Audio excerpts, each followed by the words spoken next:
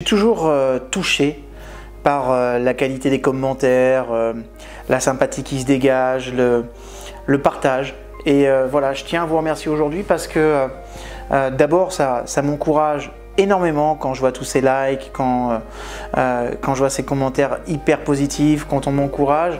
Je suis comme vous, moi aussi j'ai besoin d'encouragement et j'aime bien qu'on me dise que ce que je fais ça contribue, que ça vous plaît. Et voilà, donc je tiens vraiment à vous remercier du fond du cœur et j'espère que toute cette matière peut vous permettre de passer à un niveau supérieur, de mener des réflexions différentes et puis de vous soulager. J'aime bien ce terme aussi de soulager, de parfois ces difficultés de vie que nous avons tous. On vit dans un monde qui est relativement dur aussi et je sais qu'il y a toute une dynamique post-New Age qui dit mais non, arrêtez de dire c'est dur, c'est facile. Non, c'est pas toujours évident pour chacun d'entre nous et c'est aussi la raison pour laquelle j'ai vraiment souhaité mettre en place ces vidéos.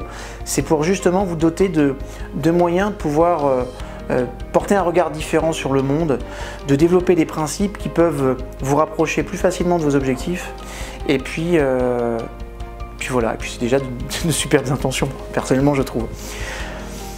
Donc merci encore et ces commentaires, tout ça c'est vraiment une source d'encouragement et de créativité et puis je vois aussi des demandes qui sont à l'intérieur de tous ces commentaires, les besoins qui ressortent et ça me donne aussi plein d'idées à vous apporter en termes de vidéos, donc continuez, abonnez-vous, likez.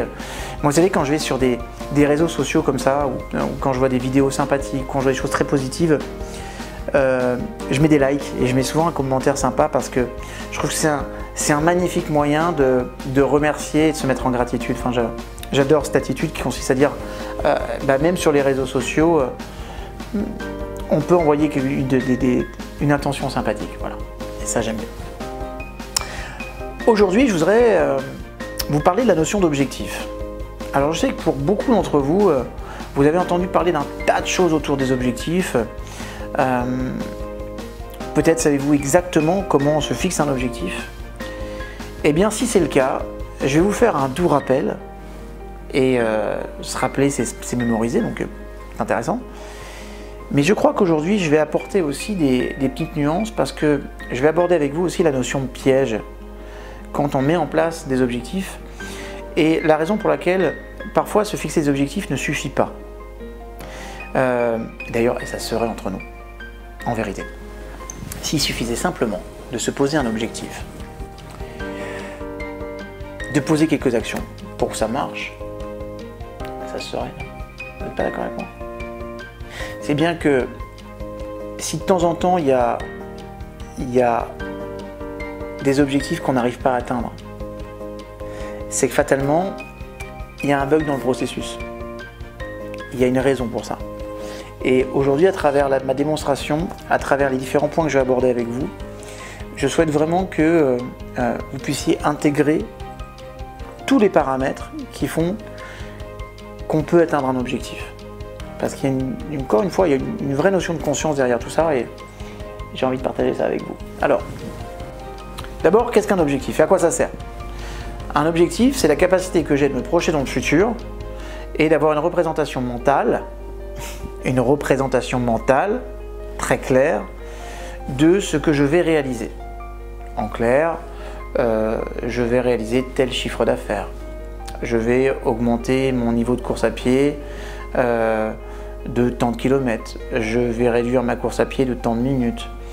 Je vais passer de 3 heures de sport par semaine à 5 heures de sport par semaine. Je vais augmenter mon chiffre d'affaires, je vais augmenter ma rentabilité. Bref, quelque chose qui me permet de faire deux choses. Un, d'avoir une vision du futur qui me pousse à m'organiser et à structurer mon quotidien. Et deux, et c'est surtout je pense, l'un des plus grands intérêts de cette notion de stratégie d'objectif, d'avoir un objectif, ça génère de la motivation. Imaginez la chose suivante. Vous êtes tranquillement installé sur un canapé comme celui-ci et vous bullez. Qui est un sport sympathique, il faut savoir buller de temps en temps. Un jour, je pense que je reviendrai sur l'intérêt de cette capacité que nous devrions tous développer de savoir se détendre jusqu'au point de buller de temps en temps. Ok ? En clair, je fais rien, j'ai une motivation pour rien, je me repose de ma semaine qui a été harassante. Mon téléphone sonne et à un moment donné, c'est mon meilleur ami qui m'appelle et qui me dit « Écoute, viens, il fait beau dehors, il y a une terrasse qui est magnifique à côté du Trocadéro, retrouve-moi-y et puis on va pouvoir parler, ça fait longtemps que je t'ai vu. » Et tout à coup, la simple évocation de ça, c'est un objectif. Ça, c'est un objectif. C'est du coup, alors que je n'avais pas de vision de ce que je pouvais faire, je viens d'en avoir une. Et la représentation mentale de me voir avec mon ami est suffisant pour me faire lever de ce canapé qui est très confortable et de poser des actions, peut-être d'aller prendre une douche, de me laver, de faire le nécessaire. Bref, un tas d'actions, un tas de petites mêmes actions, mais qui mis bout à bout vont me permettre de pouvoir me réaliser et d'aller à ce rendez-vous. Alors, vous me direz, ton exemple David, il n'est pas super. Mais que ce soit pour aller voir mon pote, ou que ce soit pour avoir de très grandes réalisations en termes de chiffre d'affaires, en termes d'engagement, en termes de projet, c'est exactement la même chose. Si j'ai une représentation mentale sympathique de moi dans le futur, en train de réaliser quelque chose de sympathique, de bon pour moi, source de plaisir, ça va me motiver. Alors, il y a aussi d'autres façons d'alimenter un objectif. Je peux aussi faire les choses parce que j'ai peur. D'accord ? Je peux avoir envie de sortir chez moi parce que j'ai peur simplement de rester seul. D'accord ? C'est pas la même motivation, mais parfois certaines motivations, comme la peur, peuvent être aussi une source de motivation, et je pense que c'est important de ne pas toutes les jeter d'un revers de main. La bonne question qu'on pourrait se poser donc, c'est qu'est-ce qui va faire que mon objectif, je vais avoir envie d'y aller et je vais être motivé pour ça. Et bien en fait, ce qui va faire que j'ai envie d'aller vers cet objectif, que mon niveau de motivation va être élevé par rapport à celui-ci, ce sont les critères qui fabriquent l'objectif. Alors, il y a un moyen mnémotechnique qui est assez sympathique, c'est le fameux SMART. SMART, ça veut dire spécifique, mesurable, atteignable, moi je rajoute toujours aussi ambitieux, réaliste et inscrit dans le temps. Ok ? Je développe chacun de ces points. Spécifique, votre cerveau a besoin d'une représentation mentale très claire quand vous fixez un objectif. Tiens, imaginons que je rentre chez moi le soir. Après, une fois de plus, une journée harassante, fatigante, passionnante sûrement, mais fatigante, et que je me dise, j'aimerais bien me détendre. Tiens, je voudrais me détendre. À ce moment-là, j'envoie une instruction très claire à mon cerveau, je voudrais me détendre. Sauf que moi, ça me semble clair, mais pour lui, pas assez. C'est-à-dire que le cerveau reçoit l'information, mobilise l'équipe responsable de la détente chez moi, et dit, les gars, il y a David qui souhaite se détendre. Alors, ils sont tous aux aguets, là. Hein. On a une équipe hyper performante, hyper réactive, qui... patron, il voudrait se détendre comment ? Parce que c'est important, pour nous, le bon de commande, il n'est pas clair. Ah bon ? Bah oui, il veut se détendre comme après avoir fait du sport, comme quand il est l'été sur la plage, comme après avoir passé un moment agréable de détente et de tendresse avec madame. Se détendre comment il veut ? Bah je sais pas. Bah nous non plus. C'est-à-dire que pour nous, c'est pas assez clair. Donc on va attendre et on va voir s'il peut nous donner des instructions très, très claires. Donc, et ça c'est important ce que je suis en train de vous dire parce que c'est une notion hyper essentielle dans le cadre de la notion de neurosciences. Il y avait un professeur avec lequel j'avais travaillé en neurosciences qui disait une chose très intéressante. Il disait en fait, le cerveau ne fait pas ce que vous voulez. Il fait ce que vous lui demandez avec précision. C'est une nuance incroyablement essentielle. le cerveau ne fait pas ce que vous voulez, il fait ce que vous lui demandez avec précision. La plupart du temps, nous ne demandons pas assez précisément les choses à notre cerveau. Si je reviens sur cet exemple de la détente et que je dise à mon cerveau, j'ai envie de me détendre, lui dit, c'est pas assez précis. Maintenant, si je lui dis, j'ai envie de me détendre comme lorsque j'étais sur la dune du Pilat, avec mon épouse, dans mes bras, juste avant le coucher de soleil, cette expérience que j'avais l'été dernier, que je vois le coucher de soleil, que je peux sentir le parfum de mon épouse, que nous sommes confortablement installés sur le drap de bain, avec une magnifique vue, avec cette fête foraine en arrière-plan qui résonne. Là, je stimule dans mon cerveau mon système amygdalien. Alors, ce n'est pas les amygdales, hein, c'est le système amygdalien qui va rechercher, à ce moment-là, qu'est-ce que j'ai ressenti. Et il va faire comme un jukebox, vous savez, un jukebox, on appuie sur un bouton, ça va chercher un disque et ça le joue. Okay. De la même façon, votre système amygdalien fonctionne comme ça. C'est-à-dire que si vous évoquez une expérience que vous avez vécue et que cette expérience, vous l'évoquez avec suffisamment de précision, comme si vous y étiez, avec ce que vous voyez, ce que vous entendez, ce que vous ressentez, eh bien le ressenti profond, il arrive et l'émotion vient avec.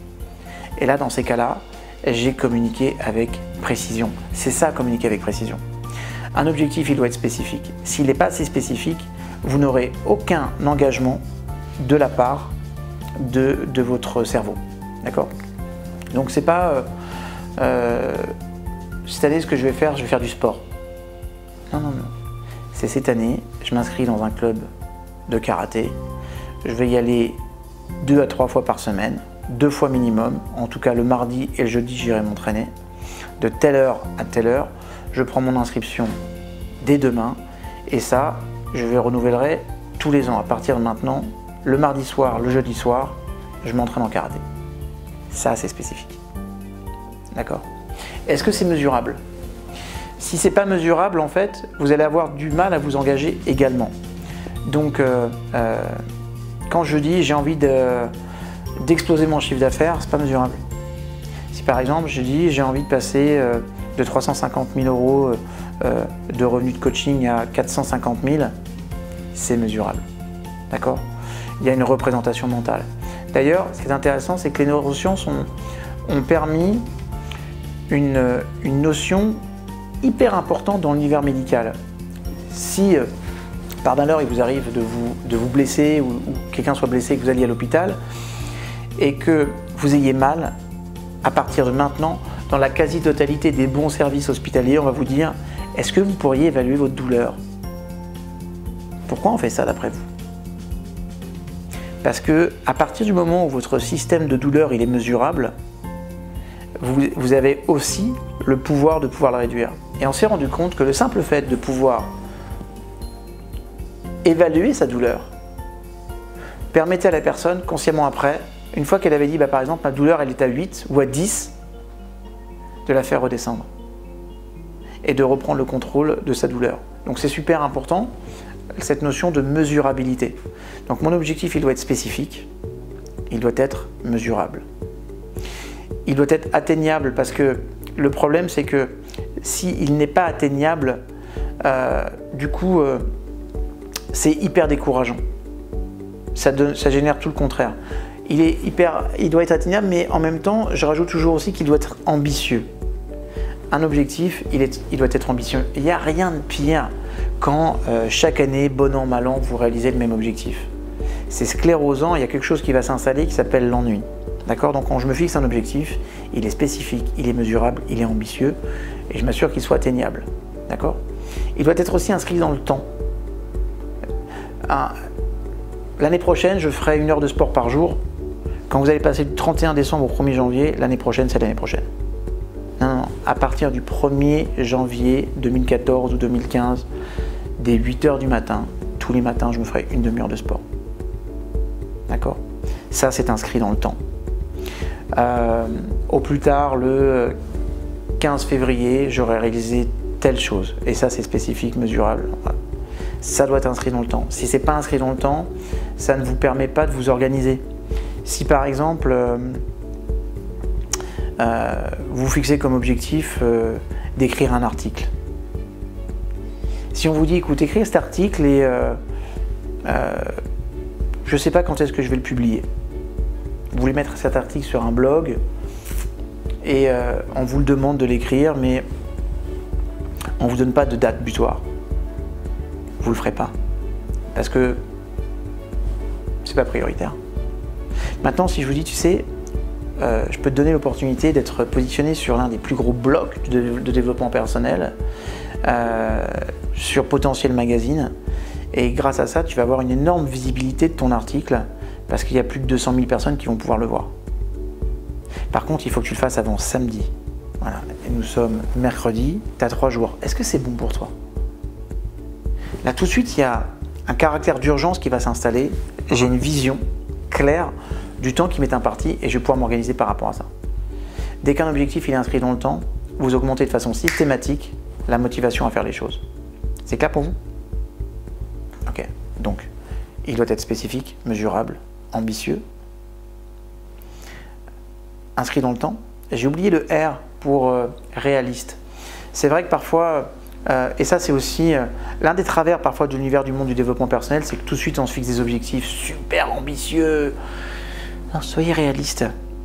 Si vous n'avez pas fait de sport depuis 10 ans, de partir de faire du sport tous les jours pendant 1h30, 2 heures, c'est pas la peine. La seule chose que vous allez faire, c'est vous blesser. En revanche, ce qui est réaliste, c'est de faire de 10-15 minutes pendant 1 mois, 2 mois. Et après d'augmenter petit à petit. D'accord? C'est comme ça qu'on court un marathon. On ne se lève pas un matin en disant « je cours ». Non, cours. Mais très rapidement, tu vas plus pouvoir courir.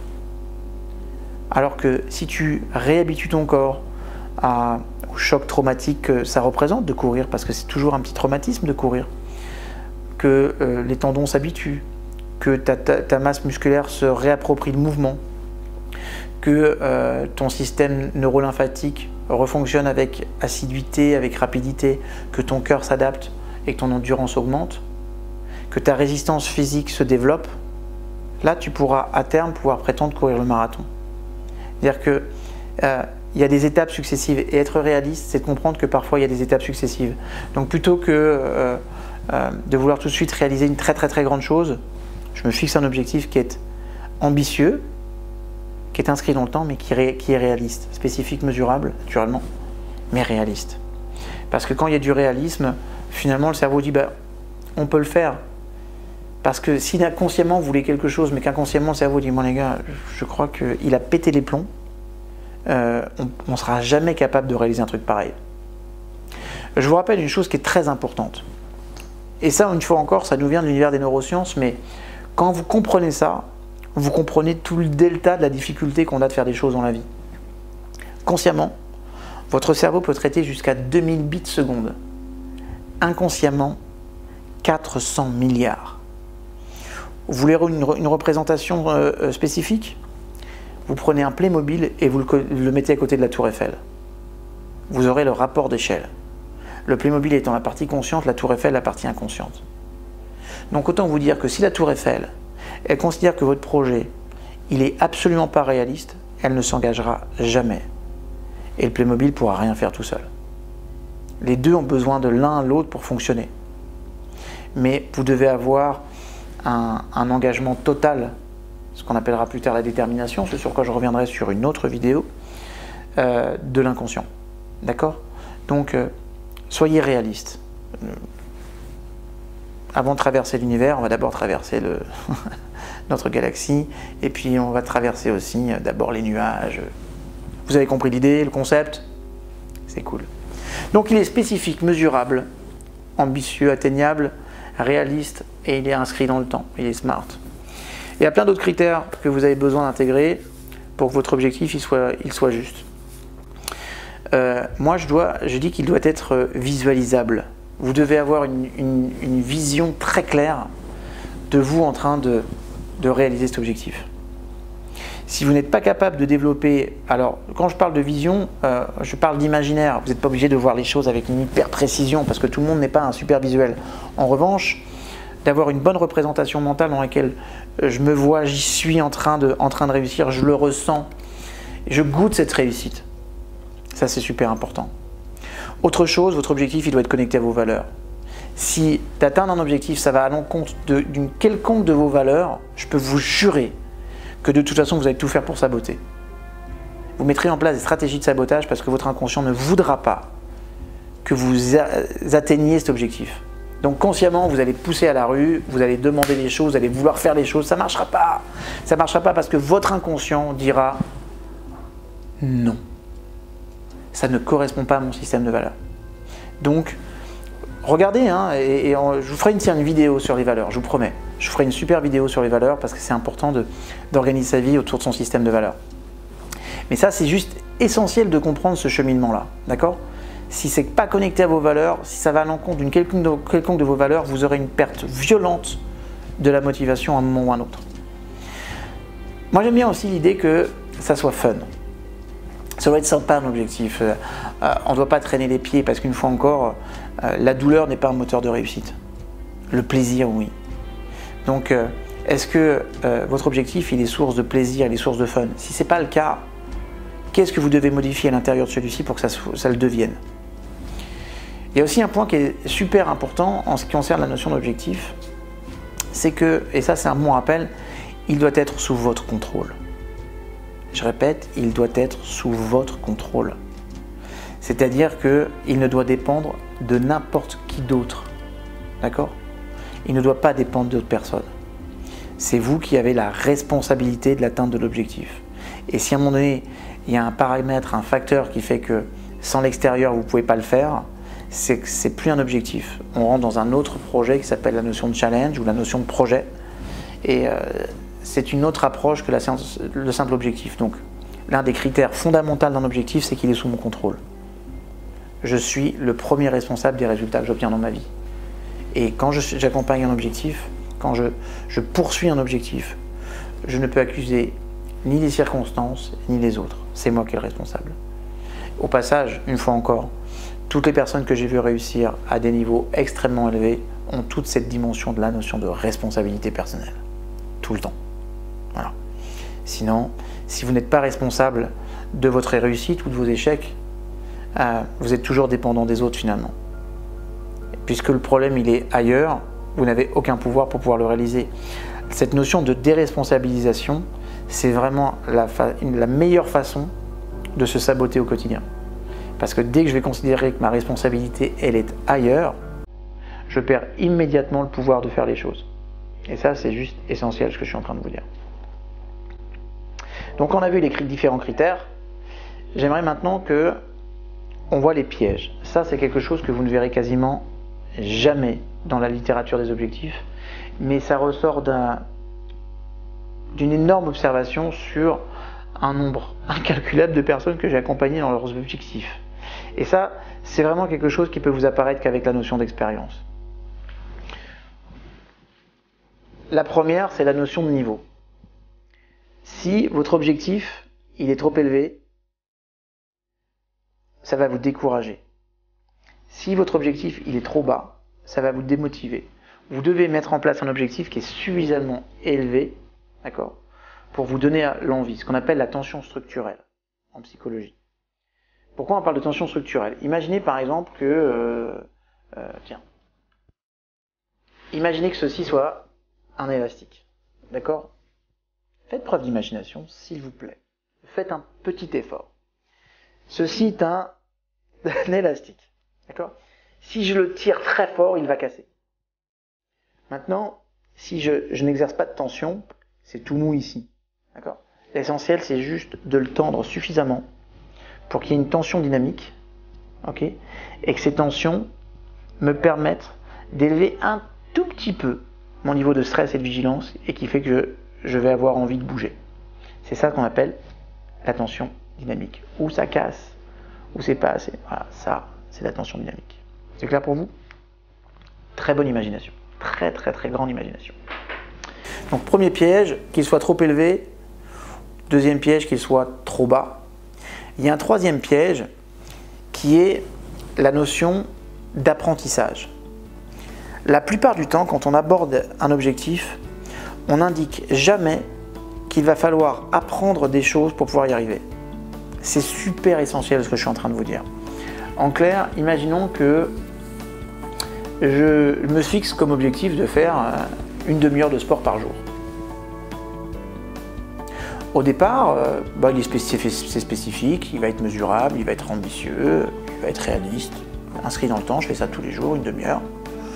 C'est fun, je peux choisir des exercices qui me correspondent, c'est connecté à mes valeurs, je vais prendre soin de moi, je vais me mettre en énergie, je vais faire attention à mon corps. C'est sous mon contrôle. Si je regarde tous les critères, c'est bon en fait. D'accord? Sauf que il est assez. Si je regarde les pièges, il est relativement élevé, c'est dynamique. Il n'est pas trop bas, une demi-heure, il faut quand même s'organiser. Maintenant, qu'est-ce que je vais avoir besoin d'apprendre pour pouvoir y arriver? Peut-être qu'il va falloir que je m'organise. Peut-être qu'il va falloir que j'apprenne à gérer mes énergies. Parce que même si c'est une demi-heure, est-ce que je la fais le matin? Est-ce que je la fais le soir? Est-ce que si je la fais le soir, ça ne va pas chambouler mon cycle de sommeil? Parce que je vais être en super énergie. Peut-être qu'il va falloir que j'apprenne à me discipliner en fait. Peut-être qu'il va falloir que j'apprenne à m'organiser. Peut-être qu'il va falloir que j'apprenne à faire des mouvements différents. Parce que c'est grâce à ces mouvements différents que je vais pouvoir bien travailler ma structure et que je ne me blesserai pas.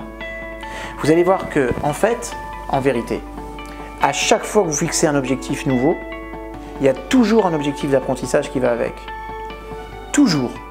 Si vous n'intégrez pas cette idée-là, c'est lorsque vous rencontrez cet objectif d'apprentissage et que vous n'êtes pas à même de pouvoir le réaliser, vous allez vous planter. Moi, j'ai vu ça avec mes coachs. À un moment donné, quand j'avais démarré cet institut, mon institut de formation de coach, je m'étais rendu compte, je pensais à l'époque que mon métier c'était former des coachs et que pour former des coachs, il fallait simplement leur apporter les compétences nécessaires en termes de savoir-faire et savoir-être pour pouvoir y arriver. Très vite, je me suis rendu compte que finalement, être coach sur un marché, il faut apprendre quelque chose qui est essentiel, le marketing. Il faut apprendre à se vendre. Parce que sinon, tu as beau être le meilleur coach du monde entier, tu n'auras pas de clients. Et ça te fera de belles jambes. Alors je sais que d'avoir des belles jambes, dans la société dans laquelle on vit, c'est un attribut physique qui est plutôt sympathique et important. Mais je vous jure que pour faire du coaching, ce n'est pas obligatoirement essentiel. D'accord? Il y a d'autres compétences qui le sont, elles, par contre. Mais vous avez compris ce que je suis en train de dire là, c'est-à-dire que qu'as-tu besoin d'apprendre? C'est la question, qu'as-tu besoin d'apprendre pour pouvoir atteindre cet objectif? Et quel que soit l'objectif, il y a obligatoirement un objectif ou plusieurs objectifs d'apprentissage. Si vous ne les clarifiez pas, je vous jure qu'à un moment donné, de toute façon, ils vont vous sauter au visage et à ce moment-là, vous allez rencontrer des vraies difficultés et il y a de très grandes chances que ça vous décourage et que vous soyez totalement démotivé. Autre piège qui est extrêmement important et que on ne valide quasiment jamais, c'est ce que j'appelle la soupape de sécurité. C'est quoi la soupape de sécurité? Voilà, imaginons que j'accompagne une personne, un sportif de très haut niveau. Ce que j'appelle un sportif de très haut niveau, et c'est grâce à eux que j'ai compris cette notion clé et que j'installe de façon systématique maintenant dans tous mes coachings. Vous concourez pour devenir champion du monde ou champion olympique, il y a 3 places majeures. Premier, second, deuxième. Or, argent, bronze. Le 4e, vous n'en entendrez jamais parler quasiment. D'accord? Maintenant, quand on voit la masse de personnes qui participent et les 3 élus, ça ne fait pas beaucoup. Et encore, la médaille de bronze, on en parle à peine. Imaginez maintenant un champion olympique. 4 ans d'entraînement pour concourir à l'Olympique. Avec tous les jours un travail acharné pour gagner un 10e par-ci, un 100e par-là. C'est énorme, l'investissement. Moi j'appelle ça le syndrome des bâtisseurs de cathédrales. On disait les bâtisseurs de cathédrales disaient ce que tu fais te fait. Il faut comprendre qu'un sportif de haut niveau, à ce niveau-là, ou quand des personnes se fixent des objectifs hyper ambitieux, hyper élevés, ils sont hyper impliqués dans la matière. Donc, qu'est-ce qui se passe si je ne réussis pas? Je ne fais pas partie de ces 3 premiers. Si vous n'avez pas préparé un plan bis derrière, il va se passer la chose suivante.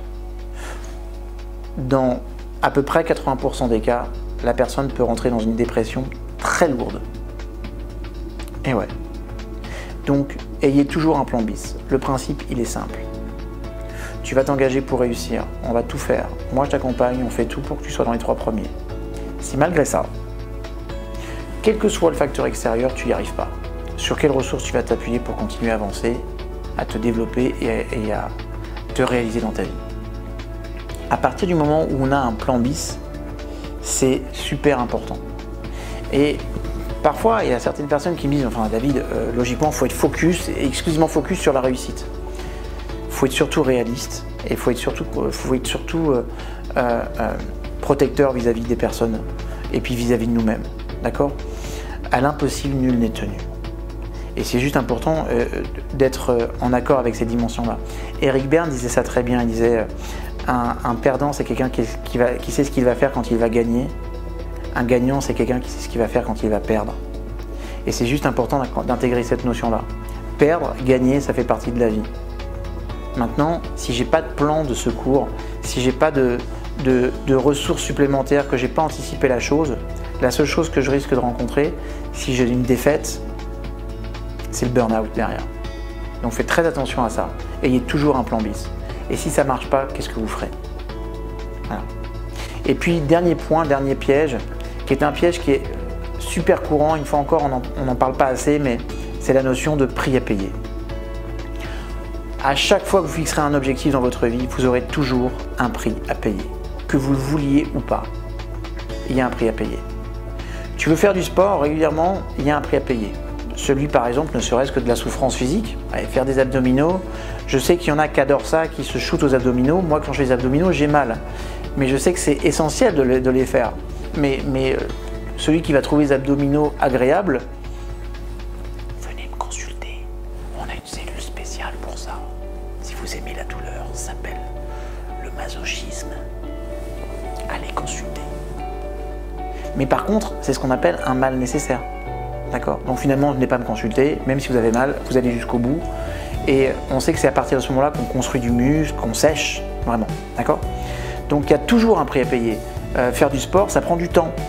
Ce temps, je vais le prendre peut-être sur le temps que je passe que je pourrais passer avec les personnes que j'aime. Mon épouse, mes enfants, mes amis. D'accord ? Si je m'engage dans me fixer un objectif ambitieux dans mon boulot, parce que je viens d'en changer, il y a un prix à payer en tout. Si vous n'êtes pas au clair avec le prix à payer, quand vous allez être à la rencontre de celui-ci et que vous ne l'aviez pas identifié, vous allez être hyper déçu et du coup, vous allez parfois jusqu'à reconsidérer complètement votre objectif. Donc la question que je vous pose, c'est quel est le prix à payer pour atteindre vos objectifs ou votre objectif? C'était une leçon importante aujourd'hui, mais les objectifs, c'est tellement important parce qu'on doit s'en fixer. Vous savez, j'emploierai rarement des termes comme je dois, ou tu dois, il faut. Ça ne fait pas vraiment partie de mon vocabulaire. Vous ne le retrouverez pas souvent dans mes vidéos. Donc quand je vous dis par contre, vous devez vous fixer des objectifs, c'est que c'est vraiment majeur et important. Vous devez vous fixer des objectifs. C'est OK pour vous? Si vous faites ça, je peux vous garantir que vous passerez à un niveau supérieur dans votre vie, exactement de la même façon. Mais votre objectif, il doit être spécifique, mesurable, ambitieux, atteignable, réaliste, inscrit dans le temps, sous votre contrôle. Il doit être fun, connecté à vos valeurs et il doit être facilement imaginable dans sa réussite. Ensuite, vous devez faire attention aux différents pièges, qu'ils ne soient pas trop hauts, pas trop bas. Quel est le prix à payer? Quel est l'apprentissage, la stratégie d'apprentissage à mettre en œuvre? Un objectif, à plusieurs apprentissages à mettre en œuvre et ayez toujours une soupape de sécurité. Si vous faites ça, mes seigneurs, je peux vous garantir que votre objectif il sera bordé et quand après tout ça, après tous ces points de contrôle, comme un chef opérateur industriel ou comme un pilote d'avion qui fait son check avant de décoller, il dit voilà, tous les points là c'est OK, le contrôle qualité c'est OK.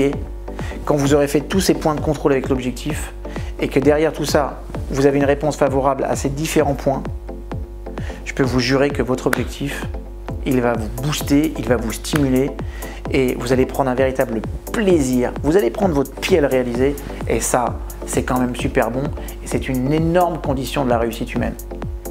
Allez, éclatez-vous, fixez-vous des objectifs ambitieux et puis partagez-les, partagez-les. Vous avez ces commentaires, partagez vos objectifs, partagez vos différentes ambitions.